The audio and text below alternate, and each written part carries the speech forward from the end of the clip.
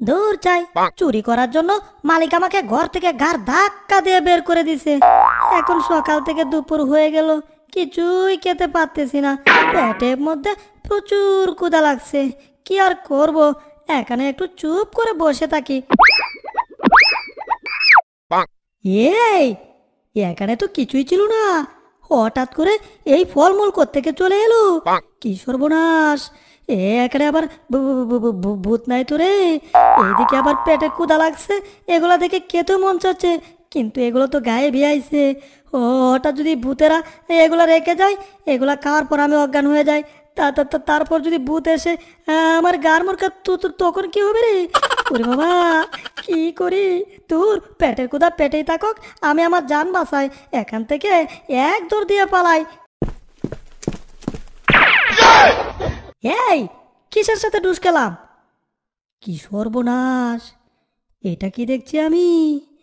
এ তো একটা আপেল বুঝলাম, কিন্তু এত মোটা আপেল, একেবারে আমার চেয়ে মোটা, তাও আবার হঠাৎ করে সামনে কোত্থেকে এসে পড়লো? কি সর্বনাশ! আমার সাথে কি হচ্ছে রে ভাই? ভূতেরা কি আমার বাড়ি চিনে ফেলেছে নাকি? দূর, বাড়ি না, মানে আমাকে চিনে ফেলছে নাকি? ওদেরকে আমার গার্মসকে রক্ত খাওয়ার স্বাদ জাগছে নাকি? এই বিড়াল, তুই ভয় পাচ্ছিস কেন রে? তোর সামনে এসেছি আমরা, তোর পেটে অনেক ক্ষুধা, তাই তো এসেছি তুই আমাদেরকে খাবি। কোনো ভয় পাবি না, তবে কথা একটাই, আজ থেকে কোনো চুরি করতে পারবি না। তুই আজ থেকে যেখানেই চুরি করবি সেখানেই ধরা খেয়ে যাবি। যদি চুরি না করস তাহলে তুই এই ফলমূল সব খেতে পারবি, সাথে করে অনেক ফল নিতেও পারবি। এখন বুঝে শুনে কাজ কর, কিন্তু তুই চাইলেও এখান থেকে পালাতে পারবে না। হা হা হা হা হা হা হা। এ আবার কেমন অদ্ভুত নিয়ম রে বাবা!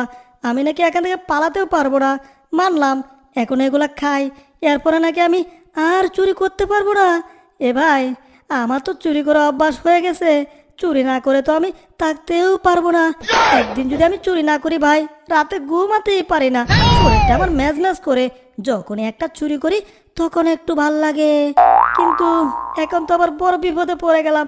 এগুলো যদি না খাই তাইলে আবার এখান থেকে যেতে পারবো না।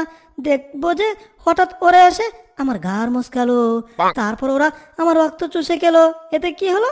আমার সব শেষ হয়ে গেল। না রে বাবা, বাঁচতে যেতে এগুলা খেয়ে তাড়াতাড়ি এখান থেকে বাগি, পরেরটা পড়া বুঝে যাব নয়।